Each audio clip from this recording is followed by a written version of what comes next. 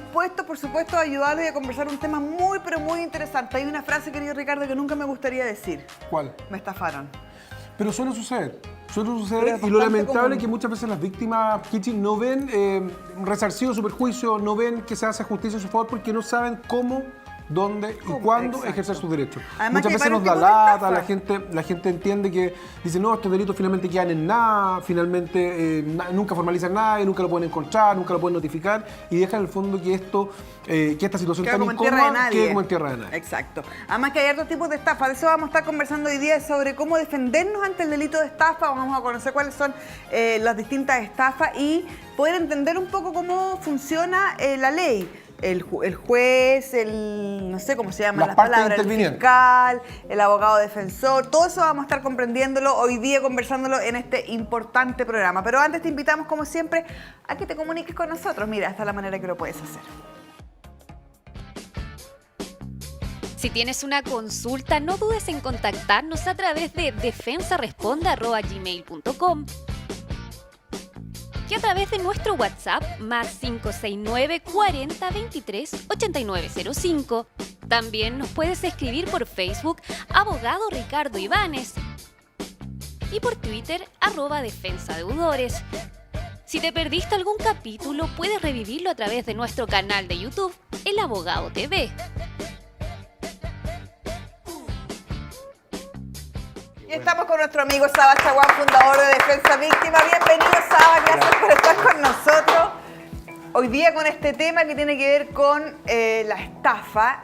¿Y qué es lo que se entiende por estafa? Porque uno escucha mucho que me estafaron, que el delito de Muchas veces en chileno estafa. cualquier cosa es una estafa. Claro, por eso digo, pero en realidad, ¿qué es lo que es una estafa? Sí, la estafa, para hacerlo bastante sencillo, la estafa implica que hay un engaño, que una persona idea un engaño, crea lo que se llama la puesta en escena para que otra persona caiga en ese engaño y al caer en ese engaño haga lo que se llama una disposición patrimonial, o sea, entregue dinero o entregue bienes pensando que va a lograr algo que era parte del engaño. O sea, mire, sabe que usted si invierte en esta empresa va a tener un 18% anual asegurado de intereses y eso es falso. Desde antes se sabe que es falso. O sea, la doctrina penal dice que es un astuto despliegue de medios engañosos para provocar que la otra persona caiga en una especie de red. Y el omitir información, si yo le vendo un terreno, por ejemplo, para que usted se construya su casa hermosa, linda, preciosa, pero el terreno no se puede construir. Podría también ser una estafa aparentando bienes que no son tales. Perfecto. O sea, sí, podría tal vez ser una estafa y si no, podría ser un delito que se llama otro engaño. Ya, claro, porque una cosa es como idear o maquinar que podría ser una estafa piramidal. Claro. Y otra cosa distinta que yo creo que es muy común es como omitir información. Claro, pues si la omisión de información busca crear lo que se llama falsa apariencia, ¿Ya? sería estafa. Perfecto. Porque si yo omito decir algo, podría ser un fraude al consumidor o un Ya. incumplimiento civil. Ya. Es un poquito más allá. Ya.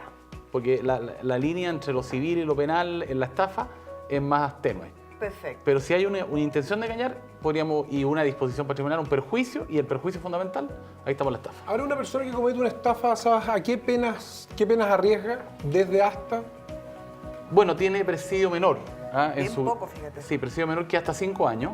Y tiene tramo, o sea, hasta 10 UTM, o 40 UTM, perdón, es una penalidad... La estafa de 10 a Guayá. de 40 a 400 otra, y más de 400 UTM ya es la mayor, pero la mayor pena de la estafa sigue siendo presidio mayor en su grado máximo, que es 3 años y un día 5. Y eso implica que si la persona no tiene antecedentes y lo condenan, puede tener un beneficio alternativo, o sea, no va a la cárcel, salvo que pueda estar en prisión preventiva. ¿Y por qué, por ejemplo, sabes, en casos como el que se conoció de Rafael Garay, salió con una condena mayor a esa, se le condenó entonces por otro delito aparte? Ahí O por una chorrera de estafa. Porque ahí era abogado querellante yo. No. No, lo que pasa es que ahí la fiscalía y los querellantes, que éramos varios, pedimos que se considerara reiterada estafa. O sea, estafó a 29 personas, en realidad estafó más, pero 29 que comparecieron al proceso, y ahí se puede aumentar la penalidad por la reiteración. Ah, ¿viste? Hasta en 2 grados. Le chunté a mi Entonces sí, y el tribunal le aumentó en 2 grados, pero le reconoció 2 atenuantes y ahí lo dejó en 7 años. Y al tener 7 años es presidio efectivo. Pero 7 años es muy poco para una persona que estafó a 29 personas comprobable, o sea, que se hicieron presentes en el... Sí y no. yo creo que es poco si uno se pone desde el punto de vista de las víctimas y si no hay resarcimiento del daño que le Claro. hizo. Pero también eso hay que reformar el Código Penal porque de repente podría ser que Garay tuviera más pena que una persona que mató a otra. Porque hay que hacer que el Código Penal, que es de 1874, tenga una redacción adecuada. ¿Y la idea es cambiar un poco eso o no? Sí, creo que hay un proyecto, ha habido varios proyectos en distintos gobiernos y ahora hay uno que está bastante avanzado y que dijo el ministro de Justicia que lo iba a enviar al Parlamento. Así que ojalá que... ¿Que habla de aumentar las penas? Aumentar las penas. Ahora, no siempre la solución es solamente aumentar las penas. Ya. Que las penas sean más efectivas. O sea, por ejemplo, que le podamos incautar los bienes que el sujeto tiene. ¿Hoy día se pueden incautar? Sí, pero bastante difícil y complicado en ciertos delitos. O sea, Ya. que haya un comiso, que haya una multa, por ejemplo, y si el sujeto no paga la multa, se vaya a la cárcel. Perfecto. Que las multas sean proporcionales al ingreso que tiene la persona, como en Alemania. Y si no, cárcel. Pero la cárcel no es la única solución, pero en ciertos delitos sí se justifica plenamente. Porque me imagino que quienes hacen estafa, quienes estafan, tienen medios, ¿no? Bueno, tienen medios para hacer Hacer la puesta en escena. el engaño, la puesta en escena, claro.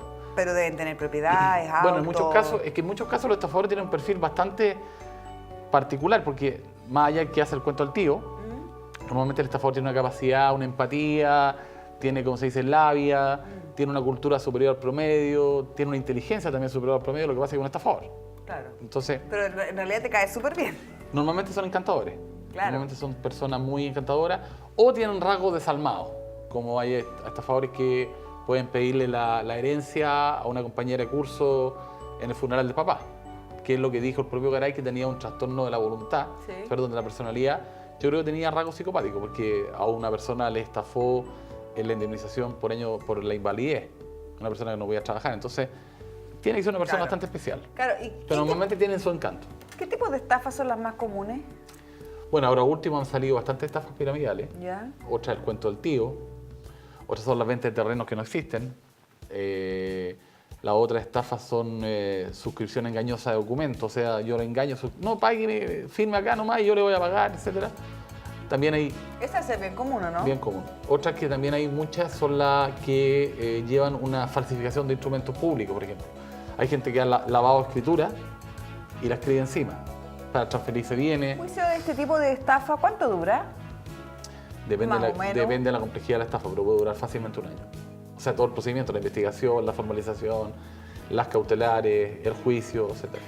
Ahora conviene comenzar, ¿sabes? Si yo fui víctima de una estafa, ¿conviene comenzar por una denuncia o directamente querellarse? ¿Qué es lo que le conviene al ciudadano promedio? Lo que ocurre es que, no es que sea parte interesada, pero creo que normalmente lo mejor es que presente una querella, porque eso impide que la Fiscalía, por ejemplo, archive el procedimiento. Si yo presento una querella, la Fiscalía no tiene que hacer diligencia obligadamente y no puede archivar el procedimiento sin Tiene más. que investigar. Tiene que investigar. Y O si sea, una demanda- la Fiscalía normalmente investiga, pero muchas veces la policía devuelve la orden de investigar o dice no hay antecedentes y la Fiscalía archiva. Archiva. ¿Y cuál era la otra opción que diste? Denuncia. Denuncia. directa. Una denuncia denunciar queda en eso nomás, po. Ir a la PDI, ir a No. Carabineros, si sabe que me estafaron. O a la Pero nadie fiscal- se o a la hace O cargo a la de Fiscalía eso. directamente. Pero nadie se hace cargo de eso. O sea, se hacen cargo, pero lo que pasa es que al querellarse impide que se hagan otro tipo de salidas. Archivo, no iniciar la investigación, etc. Me gustaría, Sabas, que nos pudieras explicar, porque uno ve muchas veces las noticias y no entiende nada de lo que están hablando cuando hablan del abogado querellante, el abogado no sé cuánto, el fiscal, el juez, el interino, el no sé cuánto. ¿Y el fiscal representa a la víctima? ¿Sabes? No, el fiscal representa a la sociedad. Lo que pasa es que está obligado a proteger a la víctima, a promover sus intereses, pero no más allá. O sea, no va a demandar civilmente en el proceso Y va a penal. buscar un resarcimiento. Puede promover instancias, pero por ejemplo, si el fiscal quiere llegar a un procedimiento abreviado, que implica un acuerdo fiscalía-defensa, para no superar 5 años, no va a considerar a la víctima, se supone, porque el fiscal ya llegó al acuerdo. Entonces ahí se puede poner la víctima derechamente, pero la víctima no tiene idea, muchas veces no sabe si la citaron y puede ejercerse por parte de un abogado querellante una posición. ¿En qué juicios hay fiscal o no hay fiscal? Perdón, por ejemplo, en el famoso caso Garay, los querellantes se opusieron al procedimiento abreviado porque la fiscalía había tenido un acuerdo y al oponerse el juez de garantía le encontró razón y dijo no, esto va a juicio oral. Y por ende se pudo llegar a una pena de 7 años. Si no se hubiese llegado a ese juicio oral, habría terminado una proceso Máximo abreviado, 5. máximo 5, que habría sido con beneficio. Lo más probable es que es un beneficio, sí. Y además un acuerdo entre la fiscalía y Sí, el abogado de Garay. sí. Pero eso está en la ley. ¿Y la fiscalía le tiene que preguntar a los otros? Tienen que citarlos. Normalmente en la práctica le preguntan, pero si están de acuerdo hay que ponerse en audiencia y la audiencia tiene que ir un abogado. Tenemos, Saba, no sé si nos puede acompañar acá, mire qué lindo el dibujito que hicimos. ¿Quién lo hizo? Yo en la mañana lo encargué bien tempranito, Mire, un dibujante. Lo felicito. No sé si nos puedes acompañar acá, Sí, donde claro. está el monitor, Sabas, para que nos digas cómo y quiénes son las partes involucradas en un proceso penal y qué hacen. Bueno, acá está el juez de garantía. El juez de garantía controla la actuación de la fiscalía durante la investigación, en el que, por ejemplo, determina la prisión preventiva. Y en ciertos casos él dicta sentencia también, por ejemplo, en el procedimiento abreviado o en el procedimiento simplificado. Ya. Porque si se llega a juicio oral, como el caso Garay, acá hay 3 jueces, no uno, hay 3, el Perfecto. Tribunal de Juicio Oral en lo penal. Ya. Y esos dictan sentencia que normalmente la pena es más de 5 años. Ya. El fiscal es el acusador, y el acusador, para que haya juicio oral, tiene que haber acusación. Para que haya procedimiento abreviado, tiene que haber acusación. Lo que pasa es que el fiscal dirige la investigación y le da instrucción a las policías. Ya. Y además hace algo previo que es formalizar la investigación, que es comunicarle al imputado delante del juez en una audiencia pública que lo está investigando. Ya. Y cuando formaliza puede pedir, por ejemplo, la prisión preventiva. Ya. ¿Y todos los juicios penales tienen fiscal? Sí, salvo unos que son los de injuria y calumnia Ya.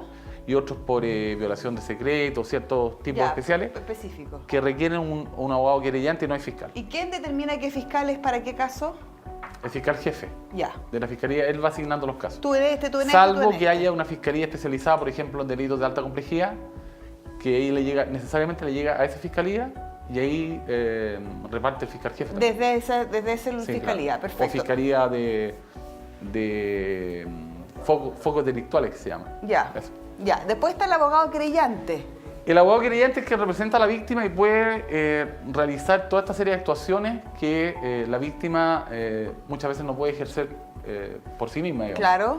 porque no es abogado. ¿Y el fiscal no lo va a hacer? ¿O no siempre lo hace? No siempre lo hace.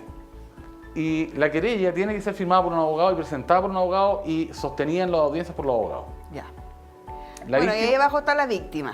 que tiene derecho a protección y a ser oída, y una serie de derechos adicionales que tiene que ejercer a través del abogado. Por ejemplo, el procedimiento abreviado, oponerse, llegar a un acuerdo reparatorio. Eventualmente la víctima puede llegar a un acuerdo con el imputado directamente en delito económico o en cuasi delito y tener una indemnización. Perfecto. Pero requiere que el abogado la ayude. Y el abogado defensor, que es el que vela por la garantía de los imputados. O sea, pide la libertad, etc. El que defienda a los malos.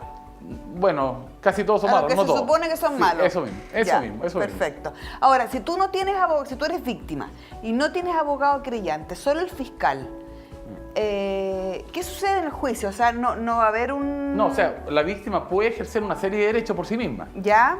pero hay ciertos derechos que la víctima no es abogado. No sabe. No sabe. Entonces, de hecho, en la Constitución hay una norma que dice que debe crearse una defensa de víctimas públicas, Ya. pero no hay. Ya. Y por eso nosotros estamos en este emprendimiento de la De defensa, defensa víctima. víctima. Sí, claro. Es que eso, ven para acá, Sabas. Gracias. Eso quedó súper claro, pero eso es lo que quiero saber. En un juicio, ¿cuál es la diferencia para la víctima teniendo abogado querellante que solo tener el fiscal? Bueno, en muchos casos puede que la víctima no esté de acuerdo con el fiscal. ¿Ya? Por ejemplo, quiera más pena. Quiera llegar a un juicio oral y no un procedimiento abreviado. ¿Ya? Y ahí el abogado es el que puede oponerse y discutir, buscar la debatir manera, en audiencia. claro. O a las medidas cautelares, puede O las poner medidas una cautelares, más por supuesto. gravosa. Más gravosa, claro. A lo mejor el fiscal puede pensar o el tribunal puede decretar, ponte tú, no sé, el arresto domiciliario y el querellante puede decir, no, en realidad nosotros queremos prisión preventiva. O pedir una cautelar también de... Cautelar real, que asegurar el resultado del juicio. Y que sabe que constituyame no sé si Una derechamente una prohibición respecto a la propiedad del delincuente Que no la objeto venda. de poder hacer el perfecto. resultado del juicio. Claro. Eso el fiscal no lo va a hacer. Por eso Puede- que claro. O sea, podría eventualmente hacerlo, Sí, pero pero no lo hace. pero no lo hace, de la En el práctica no lo fondo hace. Es que el defiende a la fiscal víctima. está, digamos, tiene mucho trabajo como para Claro. estar pidiendo cautelares. Las piden a veces, pero muchas veces para asegurar el resultado de las multas y los perjuicios al fisco. Pero la víctima común y corriente... O sea, con un abogado querellante tú sí o sí te aseguras de que tus derechos van a ser, en el fondo... Bueno, si el querellante hace su trabajo. Ah, bueno. Obvio, si el abogado es serio. Bueno, es que por eso hay que ir a pastelero tus pasteles. Sí, también. Esa es la gracia de defensa víctima. Esa es la gracia, poder ejercer los derechos que las víctimas tienen y que muchas veces desconocen, Kichi. sobre todo estos delitos de carácter patrimonial, donde el que busca siempre encuentra. Es que sabe que a lo mejor una cosa es que uno los desconozca y la otra cosa es que uno no sabe a quién acudir. Entonces uno contrata al abogado, que es el dato que te dio el tío del vecino. Y que tal vez es un abogado que en realidad se dedica a otro tipo de juicio y que no tiene mucha expertise en juicios penales. Hay que ir a la especialización. ¿Cierto? Por Igual que eso la medicina. digo, claro. Usted es un médico, si usted tiene un problema en el ojo, no le va a preguntar No a su voy a ir amigo que es a un radiólogo. otorrino, claro. No le pregunta a su amigo que es radiólogo No, o que es psiquiatra, ¿no es cierto? No, Pero po. en el ámbito legal muchas veces se tiende a confundir. A mí me ha pasado, me imagino que pasaba mucho más, que usted va a un cumpleaños y le pregunta, no, ¿sabes qué me pasó esto? Que no tengo idea. Desde un Eso contrato tiene- de arriendo Eso hasta- tiene que ser alguien que sepa derecho penal, alguien que sepa derecho civil, alguien que sepa derecho tributario. Por esa es la gracia de defensa víctima, y que lo conversábamos con Saba la otra vez que vinimos, que importante es poder recurrir a una persona, sobre todo en estos temas tan delicados que tú no hiciste nada. O sea, porque por último, si tú pediste un crédito y no lo pudiste pagar porque te despidieron, por la razón que fuere, y no lo pudiste pagar, igual, de alguna razón, de alguna manera tú eres responsable de esa deuda. Pero víctima, tú eres víctima. O sea, tú te quisiste comprar un terreno, quisiste, no sé, hacer Ibas algo. tranquilo por la calle caminando y pasó alguien y te atropelló, te causó Exacto, lesiones. eres víctima También, absoluta. sí. El manejo de estado de ebriedad, cuasi delito de homicidio, delitos patrimoniales, o sea, delito económico. Tenemos también la posibilidad eventualmente de, si le usurpan un terreno, todo ese tipo de delitos, y delitos violentos. O sea, muchas veces la víctima quiere pedir medida de protección, un portonazo, por ejemplo, quiere que el fiscal haga ciertas diligencias, que haga reconocimientos fotográficos, etcétera, y eso se puede lograr con un abogado más activo. Lo que pasa es que, por ejemplo, perdona, en esa materia existen ciertos servicios de algunas municipalidades y la Corporación de Asistencia que hacen un muy buen trabajo, pero no dan abasto, no alcanzan. No, claro. Y yo me imagino que hay muchas diligencias que no las hacen o se les van sin querer porque tienen mucho trabajo. Bueno, puede ser, sí, puede ser. Absolutamente. Por eso que es importante la proactividad de quién puede mejor venir que de un creyente privado, de un abogado particular que en el fondo esté velando porque se ejerzan estos derechos. Y en ese contexto, Kichi, Defensa Víctimas viene a empujar la actividad de las policías, la actividad de la Fiscalía con el objeto de poder velar de mejor manera por los derechos de las víctimas, de una forma asequible, a un precio justo. Con facilidades de pago. Con facilidades de pago, por cierto, con el objeto de que la gente pueda sentir que la justicia está al alcance de todos, que ese es el eslogan con que nosotros hemos trabajado todos estos años a través de Grupo Defensa. Claro, Por eso porque que- puedes incluso encontrar el mejor abogado del planeta, pero si te cobra cierta cantidad de plata que tú no tienes, Bueno, ese es un problema, claro, por supuesto. ¿qué va a hacer la víctima? Sí, claro. No tiene Entonces, la plata, idea es po. poder acercar la justicia. Es Claro. poder acercar la justicia a la gente común y corriente que en el fondo es en gran parte la que es víctima de los delitos que hoy día ¿Y la pasa. gente sabe el rol del abogado creyente o lo desconoce? Por eso estamos haciendo este tipo de difusión, porque muchas veces no se sabe. Yo creo que no se sabe. No se sabe. O no se entiende. No, y además que si el abogado creyente también no hace nada, presenta la querella y se olvida también, para eso No da lo mismo. sirve de nada, No, claro. tiene que estar ahí, pedir diligencia de investigación, pedir la copia de la carpeta, ir a la audiencia. Un juicio de estafa, ¿cuánto puede durar más o menos? A ver, depende. Por ejemplo, hay ciertos casos en que los sujetos han estado prófugos, han sido estafas muy grandes, pero hay condena a los 2 años. Ya. Otros duran 1 año.